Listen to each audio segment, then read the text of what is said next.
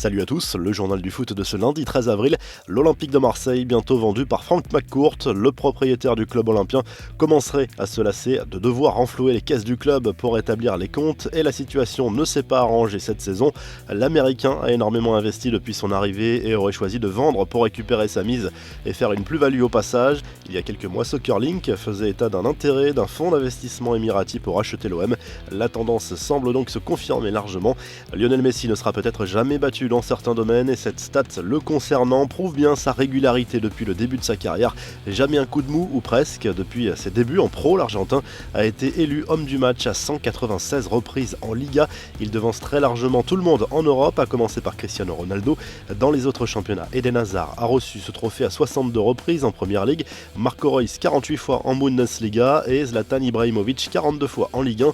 Les rumeurs du prochain mercato, en quête d'un nouveau challenge après 6 ans à l'Ajax, André Onana serait tenté par une arrivée au PSG. Le gardien camerounais a coché plusieurs clubs, dont le champion de France qui s'était intéressé à lui l'été dernier avant l'arrivée de Keylor Navas. Quel avenir pour Memphis Depay? En fin de contrat l'année prochaine, l'attaquant néerlandais n'a pas encore prolongé avec l'OL. À l'image des supporters lyonnais qui se mobilisent sur Twitter pour lui demander de rester, Jean-Michel Aulas a réaffirmé son envie de voir son buteur prolonger son aventure à Lyon. Je fais vraiment tout pour cela, j'ai confiance en Memphis, a expliqué le président de l'OL sur Twitter. L'attaquant du Stade Rennais Mbaye Niang, lui, n'est pas insensible à l'intérêt de l'Olympique de Marseille. C'est flatteur, ça veut dire que je fais de belles choses. Et Marseille, au vu de son histoire, des supporters qu'ils ont aussi, si demain on te dit que l'OM te veut, la question se pose, tu réfléchis, a reconnu le joueur lors d'un live Instagram pour l'équipe. Les infos en bref, Erling Haaland, fan de Zlatan Ibrahimovic, le Norvégien de 19 ans, a révélé comment le Suédois l'avait inspiré dans sa manière de se comporter sur le terrain. J'aime sa mentalité et la façon dont il voit les choses différemment, je pense que j'ai toujours eu cette confiance aussi, c'est juste moi, a indiqué le phénomène du Borussia Dortmund lors d'un entretien accordé au magazine anglais 442. Après un don de près de 900 000 € à l'UNICEF, Neymar s'est engagé cette fois auprès de l'ONU, à qui il a prêté son image dans une campagne de lutte contre la pandémie de Covid-19. L'attaquant brésilien apparaît en gros plan pour glisser quelques mots dans cette opération baptisée « Le match de nos vies ». À l'arrêt, comme tous les grands championnats, la Première Ligue étudie différents scénarios pour la reprise. Elle songerait notamment à redémarrer en juin, avec des matchs qui se joueraient à huis clos à Wembley. L'objectif serait de retransmettre tous les matchs à la télévision pour satisfaire les diffuseurs avec 3 ou 4 rencontres par jour.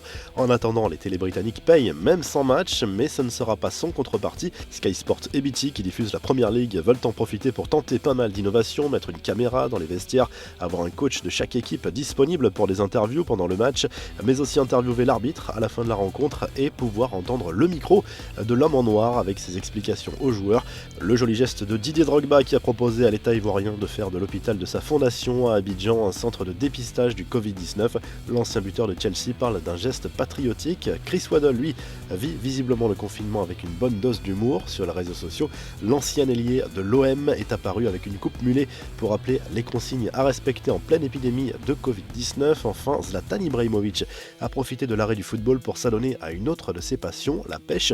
Le Suédois n'a pas manqué de publier sur les réseaux sociaux son nouveau trophée. La revue de presse direction l'Italie, où le Corriere dello Sport évoque le scénario de reprise qui se dessine pour la Serie A. Les clubs italiens vont pouvoir appeler leurs joueurs étrangers pour une reprise de l'entraînement fin avril et une reprise du championnat le dernier week-end de mai à huis clos. En Espagne, Marca fait sa une sur les 2 joueurs qui font rêver les supporters merengues, Erling Haaland et Kylian Mbappé. Le quotidien espagnol y croit pour une arrivée du Norvégien dès cet été. La stratégie pour le champion du monde est plutôt d'espérer qu'il ne prolongera pas son contrat avec le PSG pour l'attirer en 2021. As parle également du mercato madrilène qui pourrait épauler Casemiro la saison prochaine dans l'entrejeu. 3 profils sont dans le viseur du Real et ils sont tous français, à savoir N'Golo Kanté, le Rennais Eduardo Camavinga et le Lillois Boubakary Soumaré. Enfin, le Mundo Deportivo évoque l'avenir d'Ivan Rakitic. Le Croate prévient le Barça, il restera maître de son avenir. Je ne suis pas un sac à patates, explique le milieu de terrain que le club Blaugrana souhaite vendre cet été. Vous retrouvez l'actu foot sur topmercato.com, l'appli Top Mercato, et à très vite pour un nouveau journal du foot.